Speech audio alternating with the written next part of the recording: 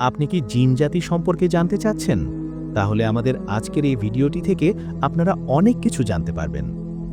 আমরা জানি মহান আল্লাহ তাআলা এই পৃথিবীতে মানুষের পাশাপাশি জিন জাতিকেও সৃষ্টি করেছেন।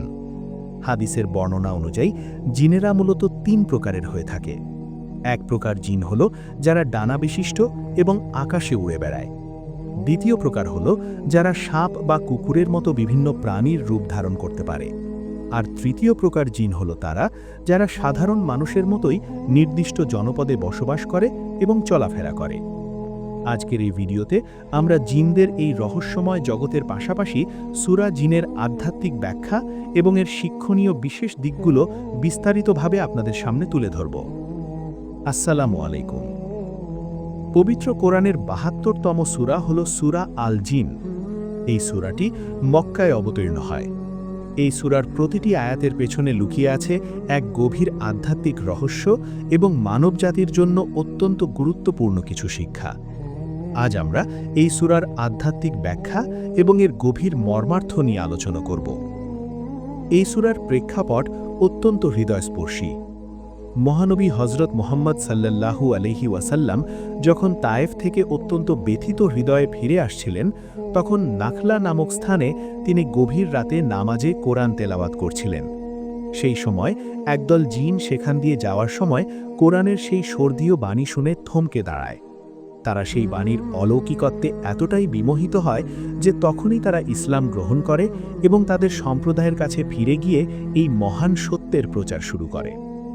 এই ঘটনার আধ্যাত্মিক শিক্ষা হল, সত্যের আলো যখন প্রজ্বলিত হয় তখন তা শুধু দৃশ্যমান জগতের জন্যই নয়, বরং অদৃশ্য জগতের বাসিন্দাদের জন্যেও পথ প্রদর্শক হয়ে দাঁড়ায়।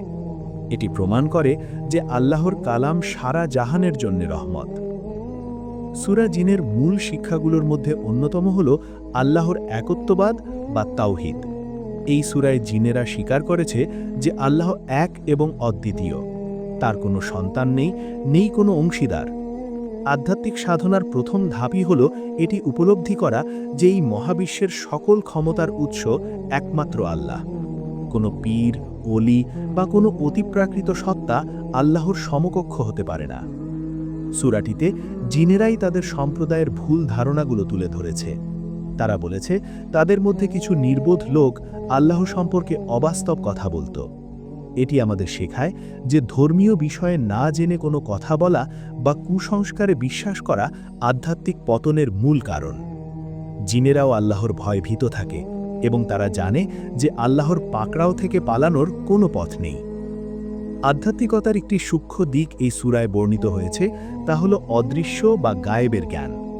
আল্লাহ তাআলা স্পষ্টভাবে জানিয়েছেন যে গায়েবের খবর একমাত্র তিনিই জানেন। তবে তিনি তার মনোনীত রাসূলদের যতটুকু প্রয়োজন ততটুকু অবগত করেন। এর বাইরে কোনো জিন বা অন্য কোনো সৃষ্টি গায়েবের খবর জানার দাবি করতে পারে না। এটি আমাদের ঈমানকে দৃঢ় করে যে ভাগ্য বা ভবিষ্যতের চাবিকাঠি কেবল আল্লাহর হাতেই।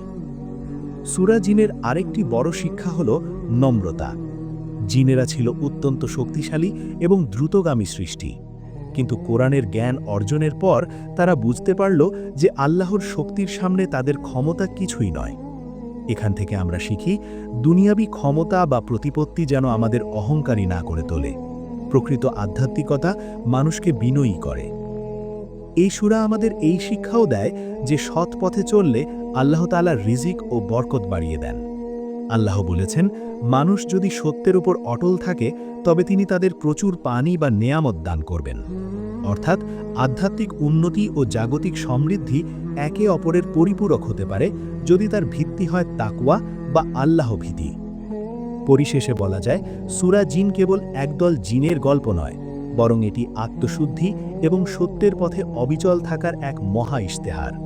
এই সূরা আমাদের হৃদয়ে আল্লাহর মহত্ব গেঁথে দেয় এবং আমাদের মনে করিয়ে দেয় যে আমরা দৃশ্যমান বা অদৃশ্য যে জগতেরই হই না কেন, আমাদের চূড়ান্ত গন্তব্য সেই মহান রবের কাছে।